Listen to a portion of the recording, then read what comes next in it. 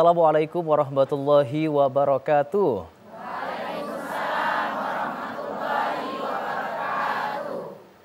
Alhamdulillahilladzi arsala rasulahu bil huda wa dinil haq liyudhhirahu 'ala dini kulli wa kafa billahi syahida. Asyhadu an la ilaha illallah wa asyhadu anna Muhammadan abduhu wa rasuluh la nabiyya ba'da amma ba'du. Alhamdulillah, segala puji dan syukur kita panjatkan kehadirat Allah Subhanahu wa taala, tidak henti-hentinya kita ucapkan alhamdulillah. Segala puji bagi Allah. Mudah-mudahan dengan rasa syukur yang senantiasa kita panjatkan, semakin Allah tambahkan nikmat kepada kita semua. Salawat dan salam senantiasa pula kita haturkan kepada junjungan kita Nabi Agung Muhammad sallallahu alaihi wasallam. Boleh kita kirimkan doa dengan salawat, Allahumma salli ala sayyidina Muhammad wa ala ali sayyidina Muhammad. Mudah-mudahan kita semua nantinya kelak akan mendapatkan syafaat dari Rasulullah sallallahu alaihi wasallam. Amin ya rabbal alamin. Jemaah dakwah TVRI, pemirsa dimanapun Anda berada, baik yang berada di studio, alhamdulillah hari ini kita kembali hadir dalam sebuah majelis yang begitu spesial. Tentunya hari ini kita akan membahas tema yang sangat menarik, juga berkaitan dengan kehidupan kita sehari-hari. Spesial untuk semua jemaah yang sudah hadir di studio dan juga yang ada di rumah, kita sudah hadirkan narasumber yang juga sangat luar biasa. Beliau adalah Ustazah Dr. Insinyur Haja Herlina ME.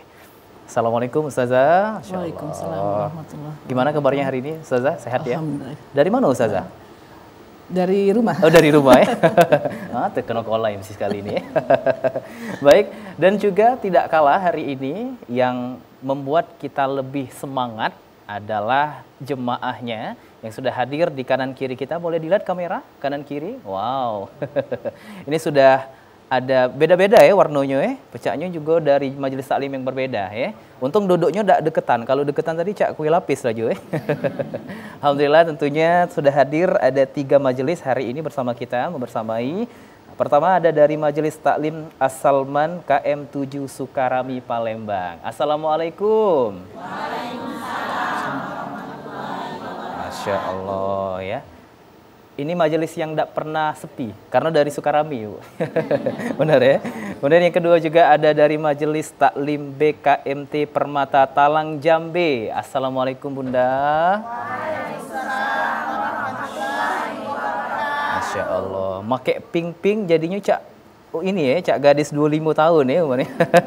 Kejinggoannya ya. Insya Allah. Hadir juga yang ketiga dari Majelis Taklim Darul Muhsinin Talang Jambe Palembang.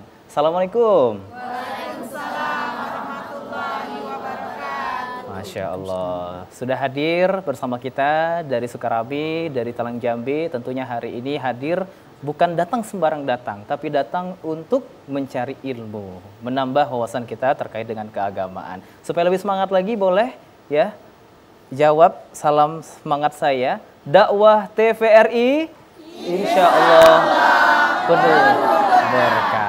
Alhamdulillah. Semangat ibu-ibu semuanya ya. Jangan ngantuk Kalau ada kopi tidak apa-apa sambil ngopi. Asal jangan kejungguan kamera. Baik, pemirsa dimanapun Anda berada, harta di dalam Islam bukan hanya sebagai simbol kekayaan dunia, tapi juga merupakan ujian, amanah, dan juga alat untuk mendekatkan diri kepada Allah. Bagaimana cara kita memperolehnya, mengelola dan membelanjakannya, semuanya akan dipertanggungjawabkan di hadapan Allah Subhanahu wa taala. Maka dari itu sebagai hamba Allah yang masing-masing kita dititipkan harta oleh Allah.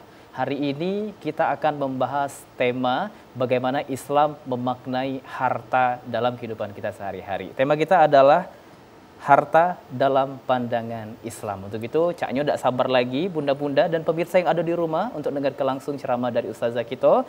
Langsung saja kami berikan waktu kepada Ustazah untuk memaknai bagaimana harta dalam pandangan Islam. Silakan Ustazah, tafadhol. Bismillahirrahmanirrahim. Assalamualaikum warahmatullahi wabarakatuh. Waalaikumsalam warahmatullahi wabarakatuh. Alhamdulillahirrabbilalamin. Wa bihi nasta'inu ala umuri dunya wa din. Wassalatu wassalamu asrafil anbiya'i wal mursalin wa ala alihi wa sahbihi ajmain. Rabbis shrah li sadri wa yassir li amri wahlul 'uqdatam min lisani yafqahu qawli. Allahumma sholli ala sayyidina Muhammad wa ala ali sayyidina Muhammad. Allahumma yassir wa la tu'assir. Sebelum kita memulai, kita doakan dulu kedua orang tua kita. Rabbi firli wali walidayya warhamhuma kama rabbayani shaghira. Ibu-ibu yang saya cintai ini ya. Terima kasih kepada Allah Subhanahu wa taala karena rahmat, ridho, berkahnya kita bisa kumpul ya Bu ya. Alhamdulillah. Kita bisa bersilaturahmi, berkenalan pada sore hari ini. Perkenalkan saya Bu Herlina, Ustazah Herlina, bisa dipanggil Ibu juga. Kita akan membahas tentang tema harta dalam pandangan Islam. Ibu sudah tahu harta itu apa? Tahu ya Bu ya? Dunia ini penuh dengan godaan harta, tahta, wanita. Ya, Bapak-bapak, Ibu-ibu, betul kan? Godaan wanita apa, Bu? Godaan wanita itu harta. Oh, tetap harta. Harta tetap.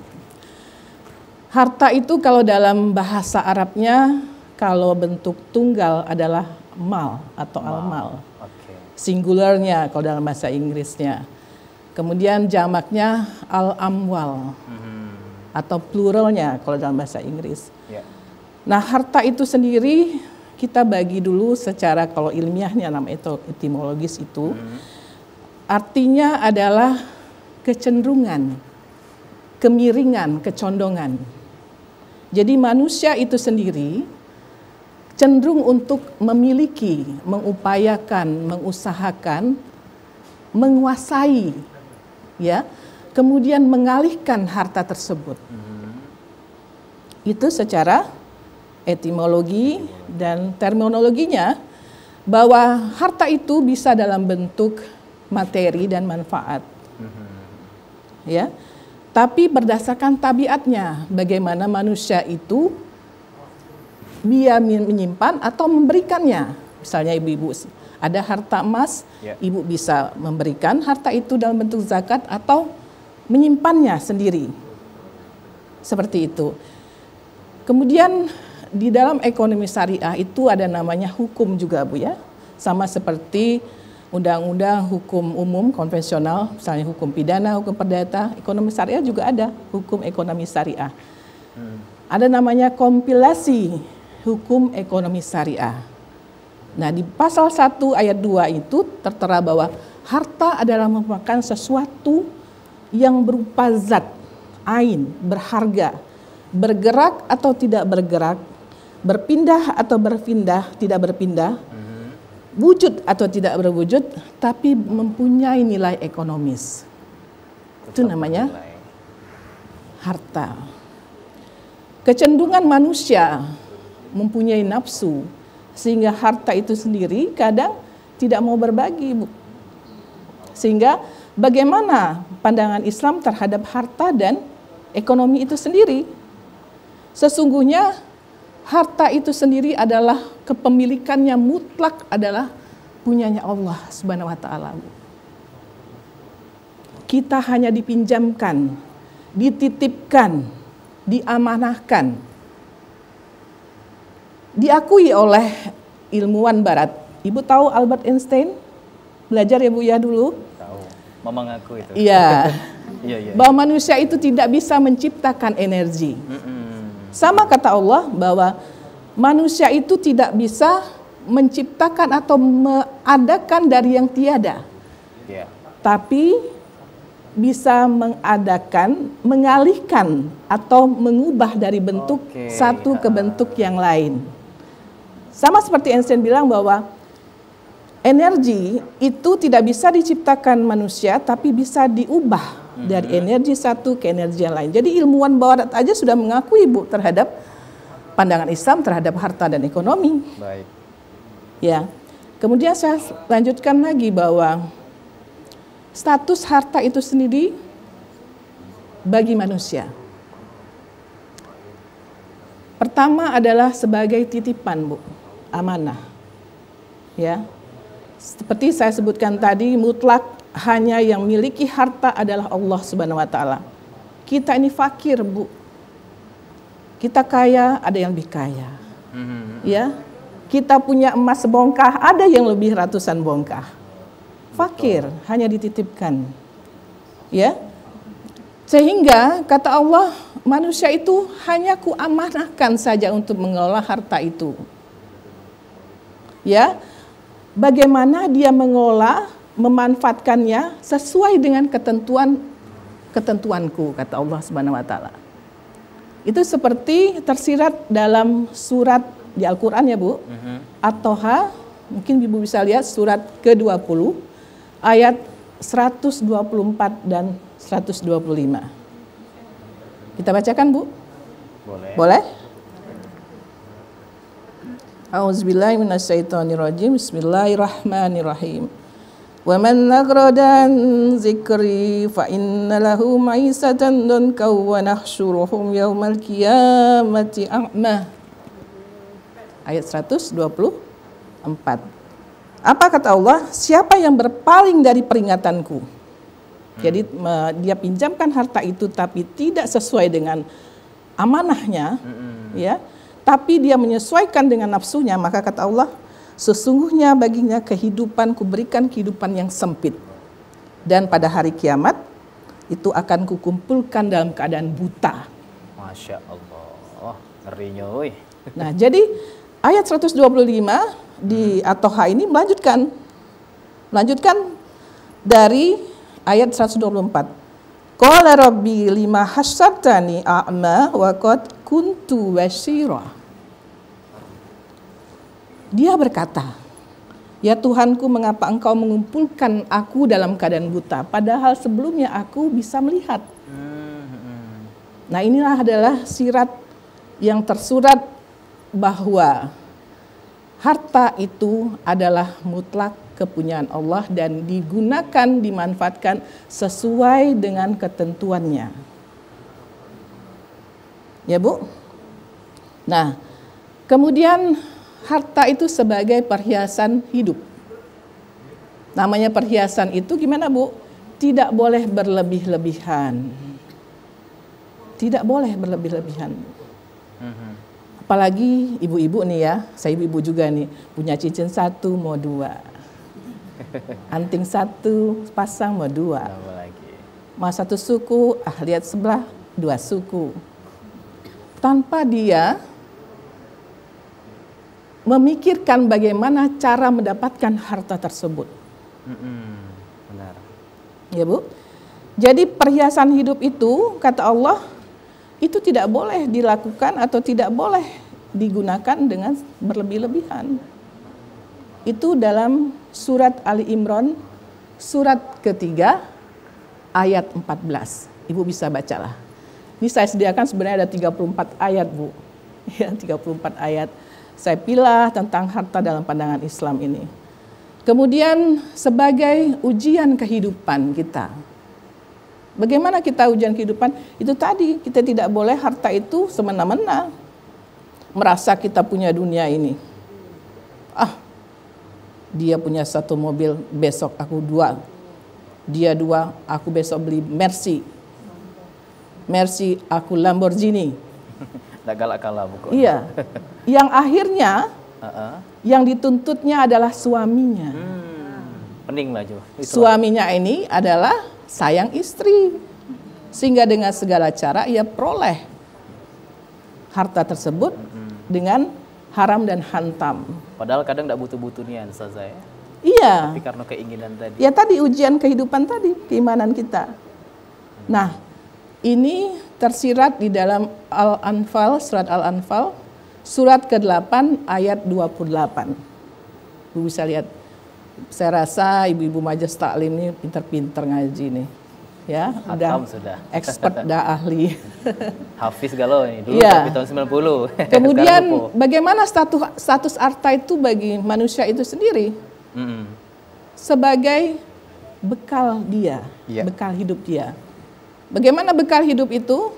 Untuk dia memberi zakat, menunaikan haji, beri infak, sedekah.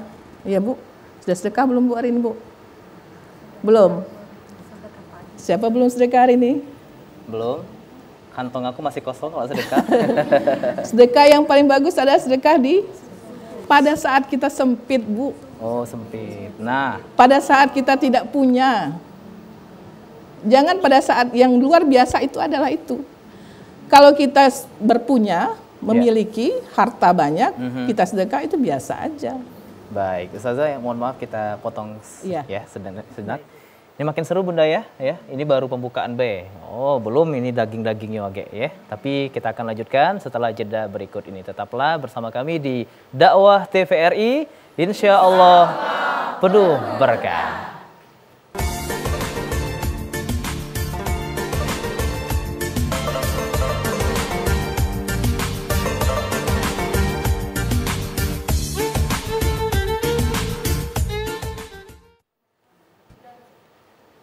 Baik, terima kasih Anda masih bersama kami di Dakwah TVRI. Insya Allah penuh berkah. Alhamdulillah. Masih semangat Bunda?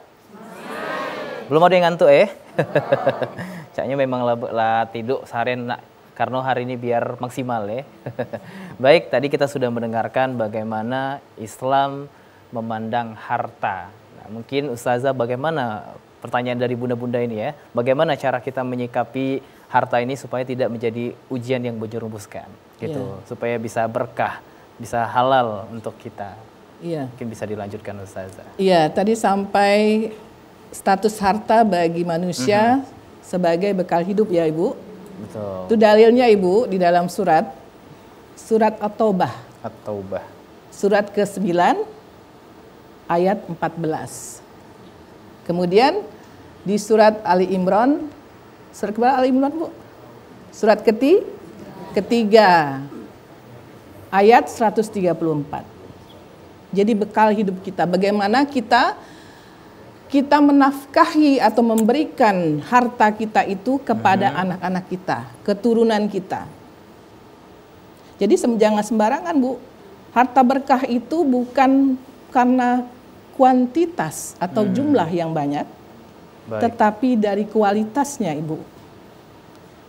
10.000 yang didapat oleh seorang tukang beca atau pemulung akan berkah Bu kepada dia berikan kepada anaknya daripada seorang koruptor yang mendapatkan 1 miliar dalam 1 bulan.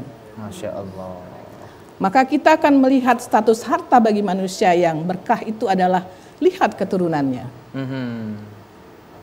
Ya. Berpengaruh jadi Ustaz. Apabila dalam keluarga itu dia mewah, harta banyak, tetapi anaknya nggak karu-karuan, berarti itu dia mengalirkan pada darah anak-anak dan keturunannya ada harta yang tidak berkah. Masya Allah. Itulah bekal hidup. Dan harta, status harta lagi ada bagaimana cara memperolehnya Bu. Cara memperolehnya itu harus dengan halal, berkah. Berkah itu bertambah Bu. Bertambah itu bukan dalam materi Bu. Dalam ilmu, banyak teman, banyak senyum, kemudian tidak susah, nyaman hidupnya, keluarganya bagus, itu berkah. Cara memperoleh harta yang berkah bagaimana Bu? Itu disiratkan dalam surat Al-Baqarah ayat 267. Ya, coba Ibu lihat Al-Baqarah ayat 267 dengan Al-Mulk surat 67 ayat 14. Al-Mulk ayat 14. Ayat 14 atau 15 ya. Nah, itu bagaimana cara memperoleh harta yang berkah. Kemudian bagaimana kita mendapatkan harta itu dengan cara tidak merusak sana sini Bu. Seperti pedagang, tidak mengurangi takaran timbangan. Itu dalam surat Al-Mutaffifin ayat 1 sampai 6. Ya Bu ya. Kemudian kata Allah, jangan engkau memperoleh harta atau memiliki harta dari harta-harta yang rusak. Harta-harta yang haram. Harta-harta yang kau paksakan. Itu tercantum dalam firman Allah Al-Baqarah dari surat Al-Baqarah surat keberapa Bu? 2 ayat 273. 273 itu menggambarkan bagaimana manusia itu memaksakan dia mendapatkan harta. sampai 281. 280 itu mengenai pencatatan bagaimana orang berhutang. 281 bagaimana harta itu, konsekuensi harta itu yang kita dapatkan. Kalau 275 sampai 279 itu tentang riba. Masya Allah. Jadi jangan kita lihat harta itu bagus di pandangan manusia, Ibu. Tapi bagus dalam pandangan Allah.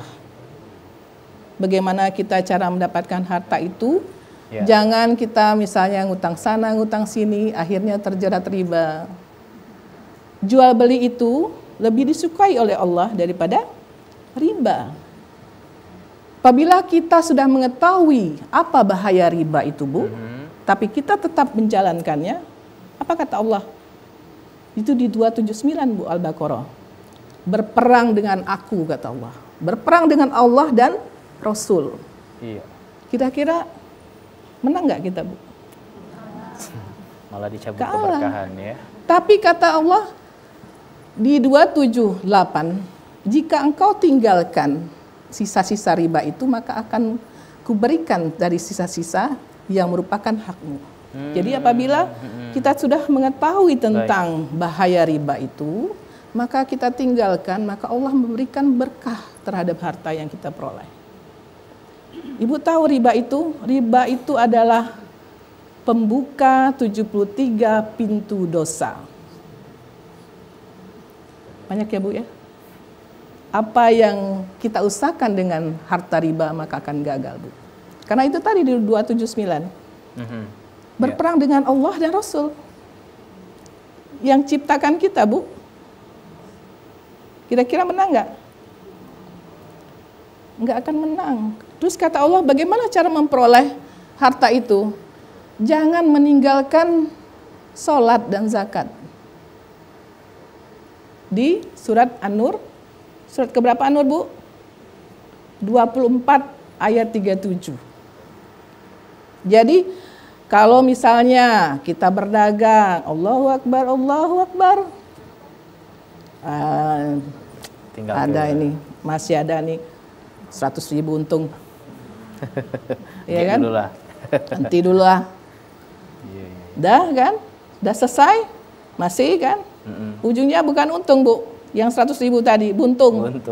Diambil orang atau ditodong. Ya, Bu. Kita dahulukan, kecuali uzur syar'i ya, Bu, ya. Uzur syar'i.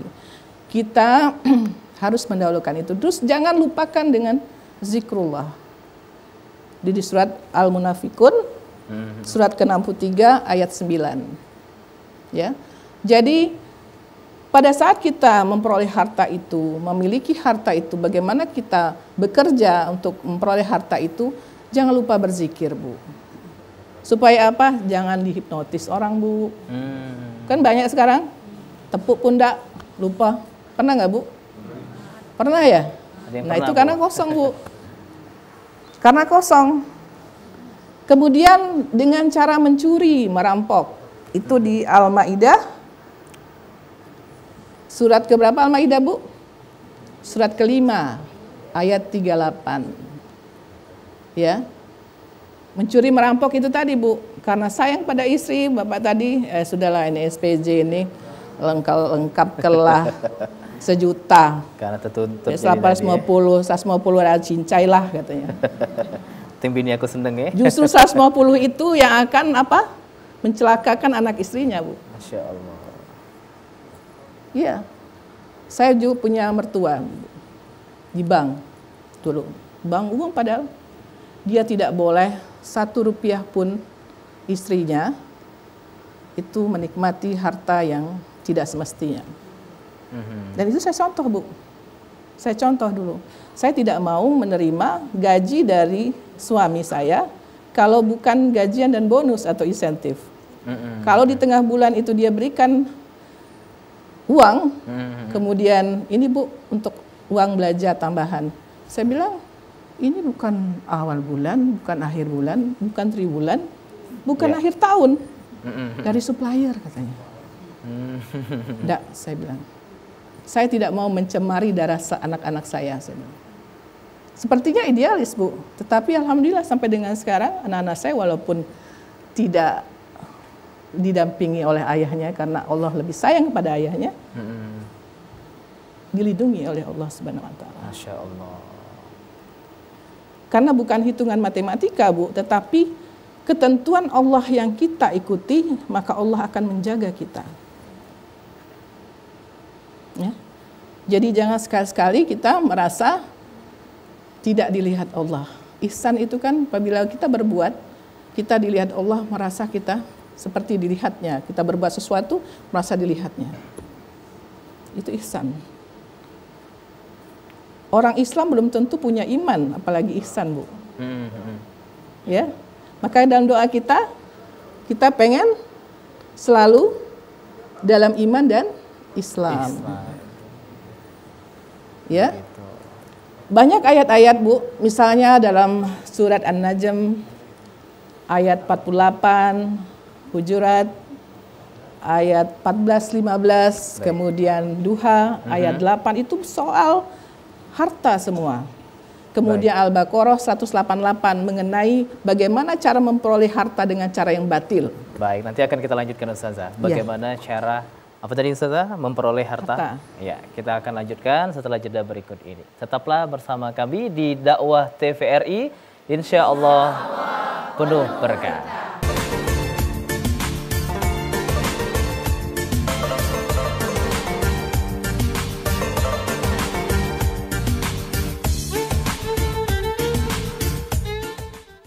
Terima kasih Anda masih bersama kami di Dakwah TVRI. Insya Allah.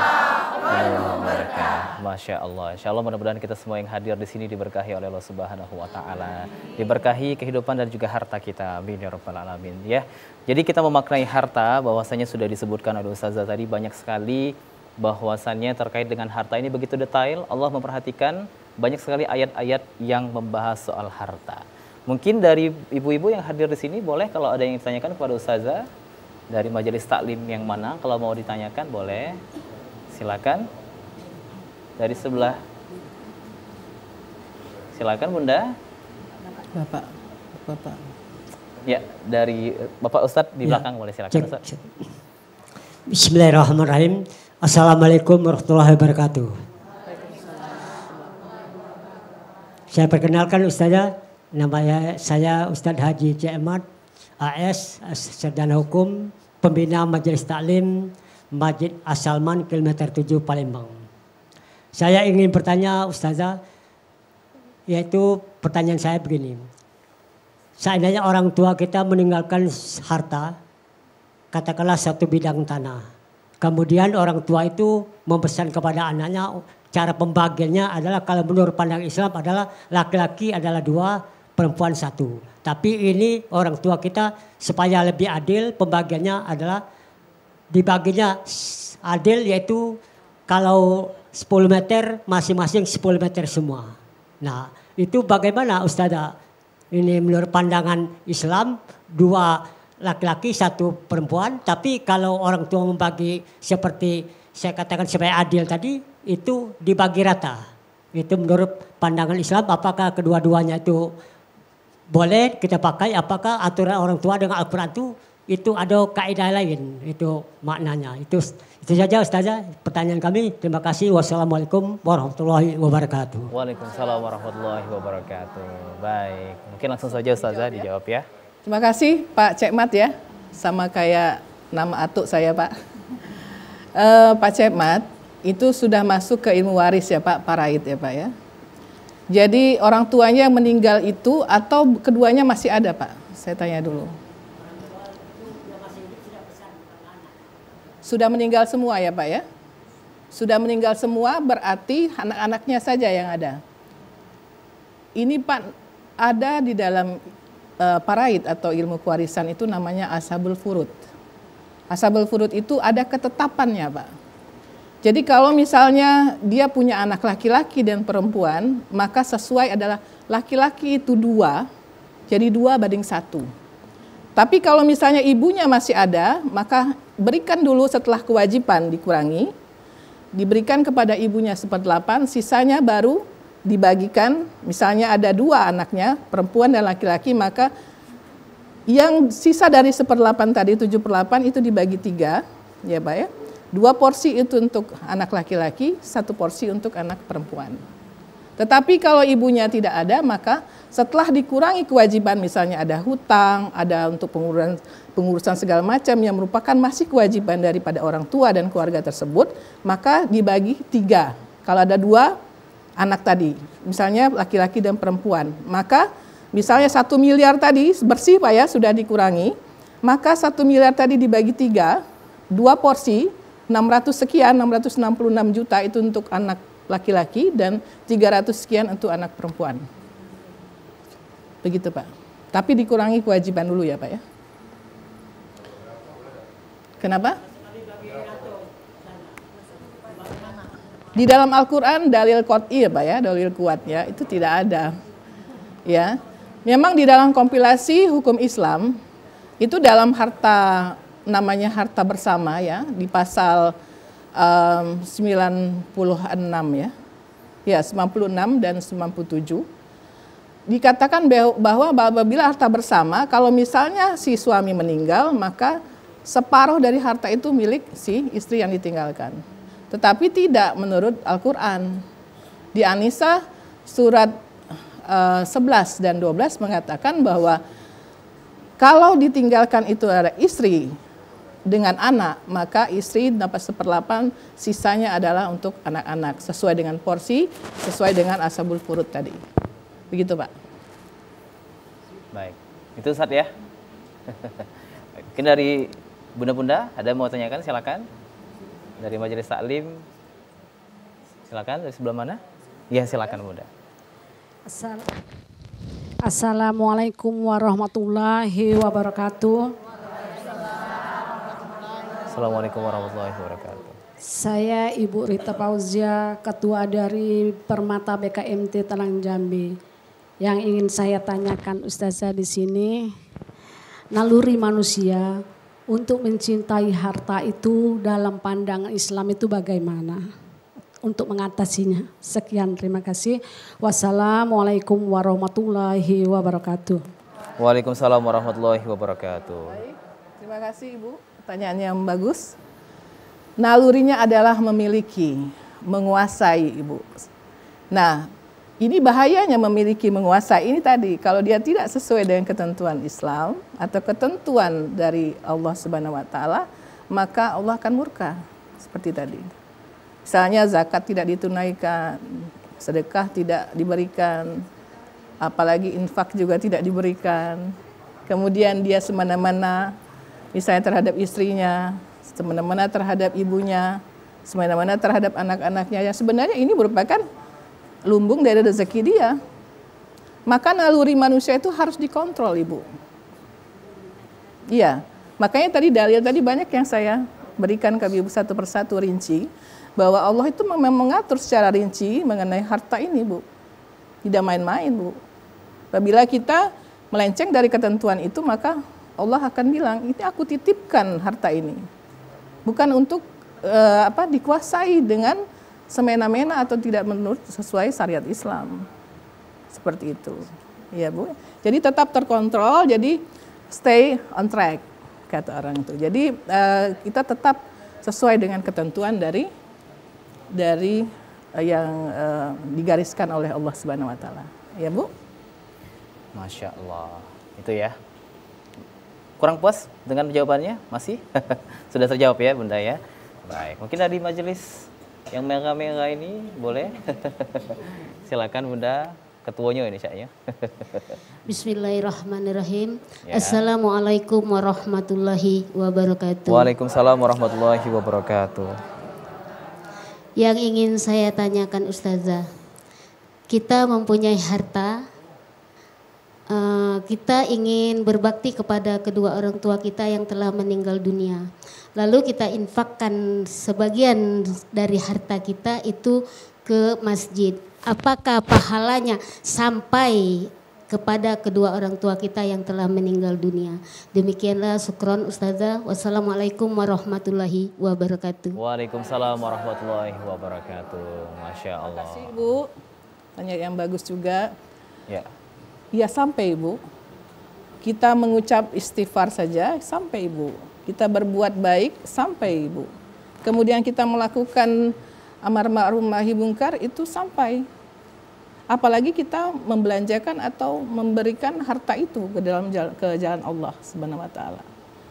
Jadi tetapi di dalam Islam apabila kita memberikan itu dalam bentuk seperti wakaf, sebenarnya itu lebih baik sepertiga, jangan sebagian, karena ada hak-hak yang lain Ibu. Sepertiganya, lebih baik sepertiga.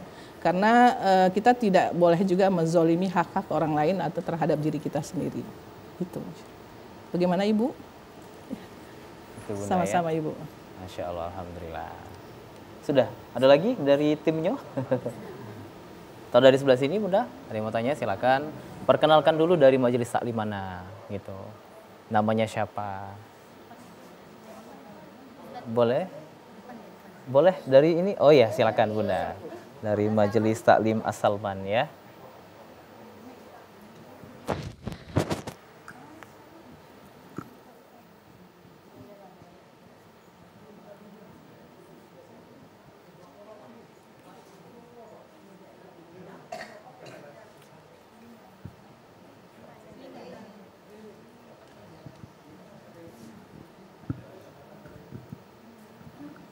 Bismillahirrahmanirrahim. Assalamualaikum warahmatullahi wabarakatuh. Waalaikumsalam warahmatullahi wabarakatuh. Perkenalkan, saya Linda Herpita dari Majelis Taklim As-Salman Sukarame. Ya. Di sini saya akan menanyakan mengenai sedekah. Bagaimana kalau kita hanya nawa itu saja untuk bersedekah, tetapi untuk saat ini saya belum bisa melaksanakannya. Itu apakah termasuk sudah hutang atau gimana Ustazah? Itu aja sih, terima kasih. Wassalamualaikum warahmatullahi wabarakatuh. Waalaikumsalam warahmatullahi wabarakatuh. Langsung saja Ustazah. Terima kasih Bu Hervita. Sedekah. Bu, kita niat aja, sudah dihitung oleh Allah Bu. Makanya Allah itu sangat sayang kepada kita. Ya Bu ya, dengan kita berniat saja tidak mengucapkan, kita sudah dihitung amal kita itu Bu. Jadi bukan kita berhutang, tapi mempunyai niat saja. Pada saat kita sudah memiliki harta yang akan kita sedekahkan, maka kita sedekahkan. Jadi bukan berupa sifatnya nazar gitu ya Bu ya, cuma niat. Tapi amalnya sudah dihitung itu Bu, karena niat. Ya Bu ya, niat yang di dalam hati tidak terucap. Apalagi itu niat baik, itu Bu, Allah Maha tahu, Allah Maha mengetahui. Ya Bu ya. Itu Bunda ya. Oke, Bapak yang di belakang tadi lah caknya banyak pertanyaan dari ekspresinya. Boleh silakan Ustaz.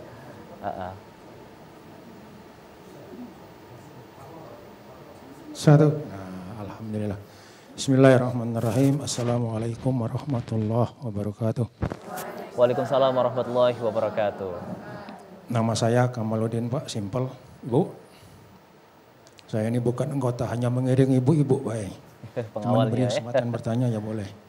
Agak tinggi pertanyaan ini Bu. Silakan Ustaz.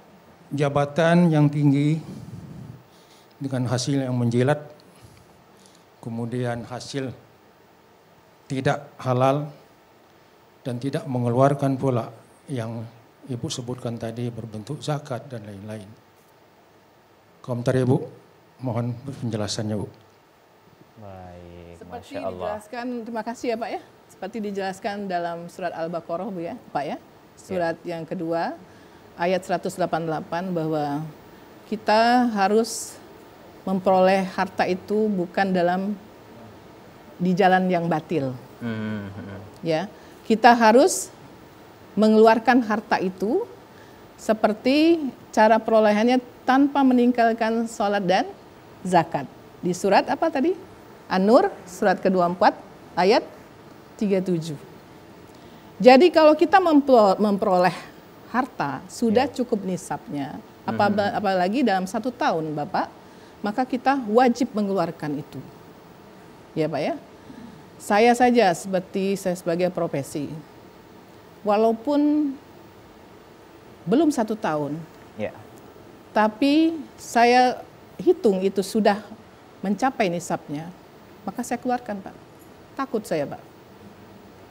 Kalau saya mendapatkan misalnya lebih dari 4 juta, karena dalam hitungan itu kan kita harus setara dengan emas kan? Ya, emas berapa persen Bu batas nisabnya? 87 gram sampai 90-an. Ya. Jadi kalau misalnya sudah batas nisab maka kita keluarkan. Ya. Cepat keluarkan Pak. Karena itu bukan hak kita. Jadi jangan menunda sesuatu yang bukan hak kita. Karena akan terkeluar lebih dari itu. Yang harus keluar 1 juta maka keluar 10 juta. Malah 100 juta. Ada aja Bu, ada cara Allah untuk mengeluarkan yang bukan rezeki kita Pak. Ada cara Allah. Misalnya kita melanggar laka lantas, anak tiba-tiba sakit, orang tua tiba-tiba masuk rumah sakit, ada saja. Ada cara Allah itu mengeluarkan harta yang ini bukan hartamu. Jadi jangan takut Bu. Jadi kalau kita ibaratkan Pak ya, ada 2 gelas air, 2 gelas yang diisi air. Ini punya Pak Zikron ya, ini punya saya. Saya mengambil haknya Pak Zikron, 2 gelas. Maka kan secara otomatis yang 1 gelas itu akan tumpah Pak. Baik. Tapi apabila hak kita 1 gelas ini, kita masih mencapai separuhnya, maka kita akan optimalkan kita untuk mendapatkan lebih dari separuh itu, maka Allah akan izinkan. Masya Allah. Izin Ustazah kita lanjutkan nanti ya, karena caknya kalau dilanjut ke banyak anak nanyo galo, habis sisa kita baru selesai ya. Boleh. Kita jeda dulu sejenak ya, untuk pemirsa juga tetaplah bersama kami hanya di Dakwah TVRI, insya Allah penuh berkah.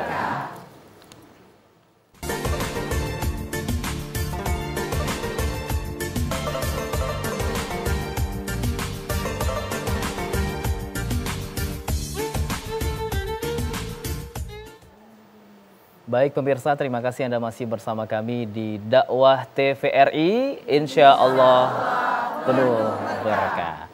Baik, mungkin di sesi terakhir ini kita banyak diskusi aja Ustazah ya. Ya, biar nanti tak kate di jalan nak balik, ya aku nak nanyo ini ya kayak ini. Aja tak puas ya. Mungkin silakan kepada Ustazah dari majelis taklim mana, kalau ditanyakan silakan, mumpung ada Ustazah di sini ya. Kita sama-sama dan juga supaya ilmunya juga didapatkan kepada kita semua yang ada di sini. Silakan Ustazah.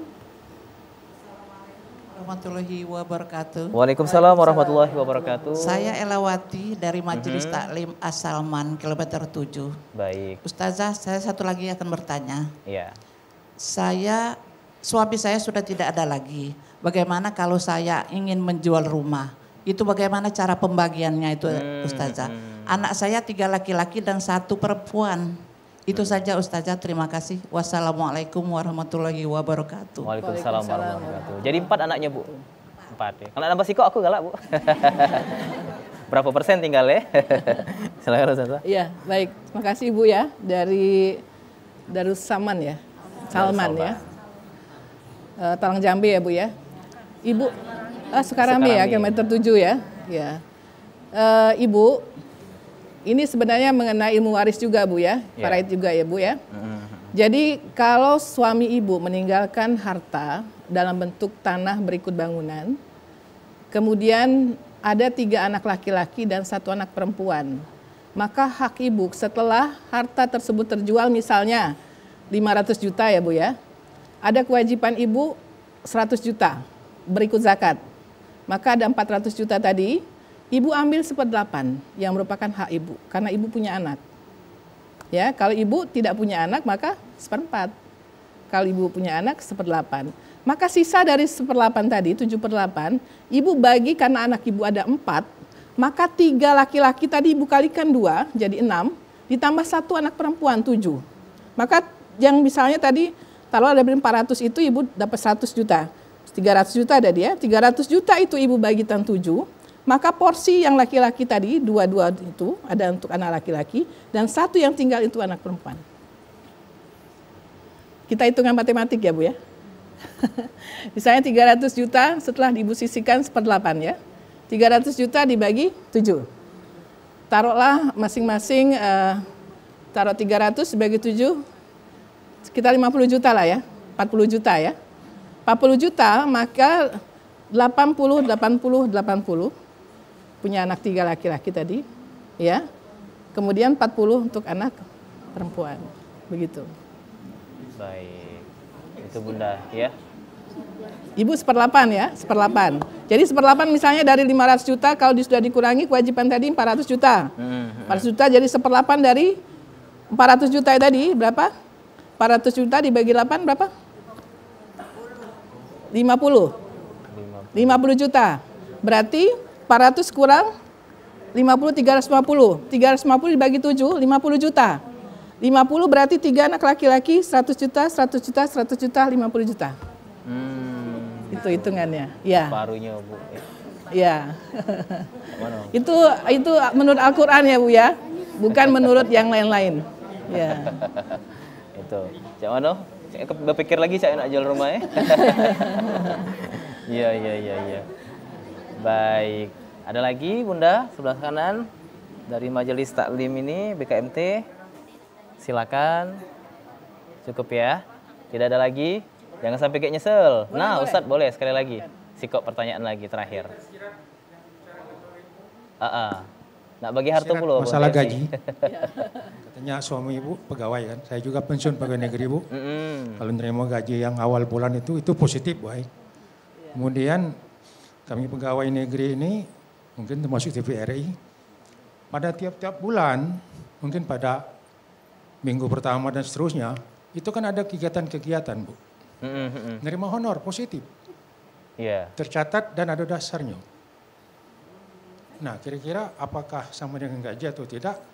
Karena yang bilang mungkin yang hasil Bapak dari Ibu tadi mungkin itu. Nah, kira-kira ini bagaimana Bu? Oke, terima kasih ya Pak ya.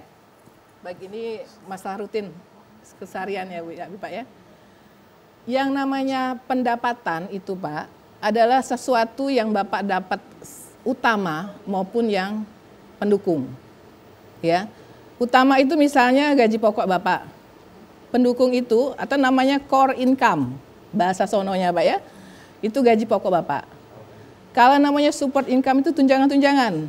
Atau misalnya Bapak ada support yang lain, misalnya wira swasta, misalnya jualan HP, atau buka counter HP, atau buka kuliner segala macam. Maka seluruh income ini, baik core maupun support income, itu merupakan income Bapak. Ya, jadi tidak boleh kita menyelisih itu, atau mencurangi itu. Jadi kalau misalnya Bapak, saya nih gaji pokoknya cuma 5 juta Pak, Bu. 4E misalnya, tapi tunjangan saya 50 juta. Jadi yang saya keluarkan apa? Berapa Bu? Iya tadi 40 juta ditambah 5 juta, 45 juta dikali 12. Berapa 45 juta kali 12? 5 juta, 50 juta kali 12 saja udah 600 ya Pak ya? Berarti di bawah 600 juta. Kalau pajak itu udah kena tuh Pak. Ya Pak ya? Udah kena. Nah maka zakat itu harus dikeluarkan. 2,5%. Kecil Pak 2,5% tuh. Iya. 2,5% kecil. Kalau Bapak tidak keluarkan, maka Bapak akan keluar dengan sendirinya harta Bapak. Yakinlah itu Pak. Itu udah ketentuan Allah itu. Iya. Aman ya. Baik, alhamdulillah mudah-mudahan semuanya sudah bertanya dan mudah-mudahan menambah wawasan kita dan bisa diterapkan di kehidupan kita sehari-hari ya. Mungkin Ustazah terkait dengan materi kita hari ini temanya harta, bagaimana Islam memandang harta, mungkin sedikit bisa disimpulkan dari materi kita hari ini sebagai penutup. Iya. Islam memandang harta itu harus mendapatkan atau memperolehnya dengan cara yang benar. Dengan cara sesuai dengan ketentuan Allah Subhanahu wa taala. Dan mengeluarkannya atau memanfaatkannya juga itu dengan syariat Islam juga. Jangan sesuai dengan keinginan kita. Karena apa? Azas kepemilikan harta itu sendiri menurut kita ada kompilasi hukum ekonomi syariah di pasal 17 itu sendiri bahwa azas kepemilikan harta itu ada 4. Dia punya amanah, bermanfaat, punya ijtimaiyah, kemudian infiradiah, bahwa kepemilikan harta itu secara individual harus punya kemaslahatan, kemanfaatan, bermanfaat bagi diri kita dan bermanfaat bagi orang lain. Iya. Ya, sebenarnya materi kita ini masih banyak ya, fungsi harta itu sendiri bagaimana. Bagaimana fungsi harta itu kita benar-benar kita ikuti, kita sesuaikan dengan syariat Islam, maka aman kita menjalani hidup ini. Baik. Terima kasih. Sudah cukup, Bunda? Iya, Cukup itu ya. aja. Alhamdulillah. Karena masih banyak tadi kita lanjut part 2. Siap mano, Bunda? Lanjut minggu depan kesini lagi ya. Baik, terima kasih tentunya kepada Ustazah Dr. Insinyur Hajah Herlina ME selaku penceramah kita pada hari ini yang sudah berkenan hadir dan memberikan ilmunya, wawasan kepada kita semua. Dan juga terima kasih banyak kepada ibu-ibu majelis yang sudah hadir di studio dan juga semua pemirsa yang ada di rumah yang sudah menyaksikan dakwah TVRI dari awal hingga akhir. Akhir kata, karena waktu sudah terbatas, pertemuan kita pun harus dicukupkan.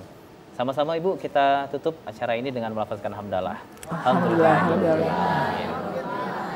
Sekali lagi terima kasih banyak Ibu, mudah-mudahan apa yang kita dapatkan hari ini dapat kita terapkan, aplikasikan dalam kehidupan kita sehari-hari sehingga kehidupan kita menjadi berkah. Amin ya rabbal alamin. Terima kasih banyak. Saya Zikron Kasiran selaku pembawa acara mewakili seluruh kerabat kerja yang bertugas pamit undur diri. Assalamualaikum warahmatullahi wabarakatuh. Waalaikumsalam warahmatullahi wabarakatuh.